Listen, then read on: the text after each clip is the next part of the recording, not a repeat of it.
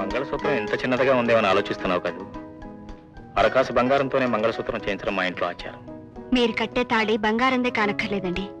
మీ చేత్తో పసుపు కొమ్ము కట్టినా చాలు. అమ్మా రేఖ. హలో బాలు. ఏమ్మా బయలుదేద్దామా? బాలు, రేఖ తన స్నేహితురాలందరినీ ఇన్వైట్ చేసి 2-3 రోజులు వచ్చేస్తుంది. పెళ్లికి ముందు రోజు నేను వస్తాను. ఇక్కడ ఏర్పాట్లన్నీ నువ్వే చూసుకోవాలి మరి. వస్తాను.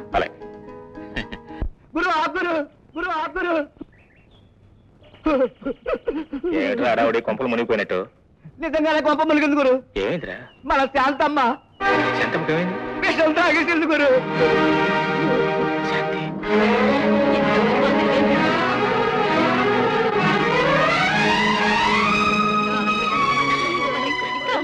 శాంతి మనందరినీ అన్యాయం చేసి వెళ్ళిపోతాంద్రా. శాంతి హాస్పిటల్ బండి కట్టు. వద్దు మావయ్య, దిక్కులేని దానిలా కొడి మెట్ల మీద దొరికిందాన్ని ఇప్పుడు దిక్కు మాలిన దానిలా ఎక్కడో ఆసుపత్రిలో కన్ను మూయడం నాకు ఇష్టం లేదు. అది కాదమ్మా.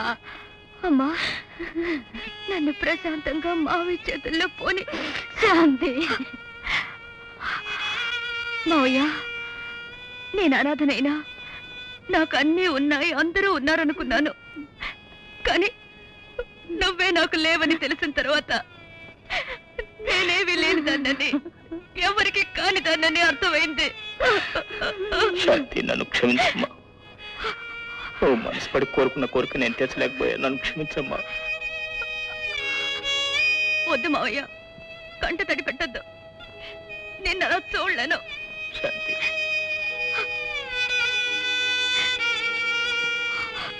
మావయ్య, నేను పోయేలోపు నా కోరికోటి తీరుస్తావా? ఒట్టు. ఏమిటి శాంతి? నీ భారీగా బ్రతికే రాత నాకెలాగూ లేదు. కనీసం నీ భారీగా పోయే అదృష్టమైనా నాకు కలిగించు మావయ్య. అవును మావయ్య, 5వ తను ఉన్న ఆడదానిగా నీ దానిగా వెళ్ళిపోవాలంది. నీ చేతులతో నా మెళ్ళో ఒక పసుపు తాడు కట్టవా?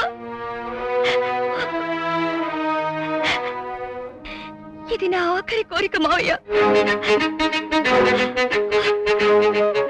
అరే బాలు, అడిగిన మనిషి అందరినీ వదిలిపెట్టి వెళ్ళిపోతుంది. అది అడిగిన ఆఖరి కోరిక తీర్చడంలో తప్పులేదురా. మనసులో కోరికలెట్టుకుని కన్నపిల్ల చచ్చిపోతే అది ఇంటికి కీడంటారు.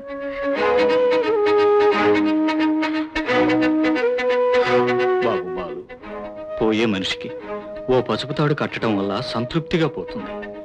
ఆలోచించు.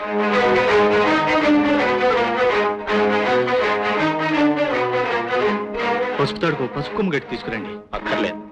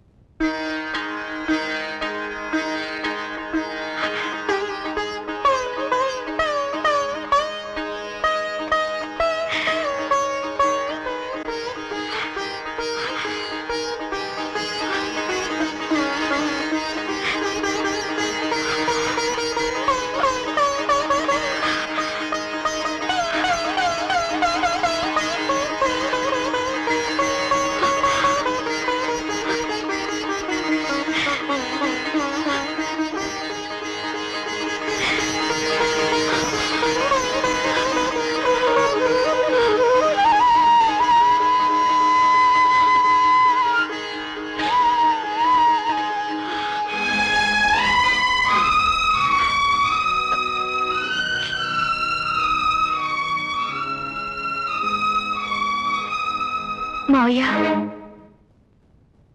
నేను విషం తాగలేదు. నిన్ను సొంతం చేసుకోవడానికి మరో దారి నాకు కనిపించలేదు. అందుకే ఇలా నాటకం ఆడాను.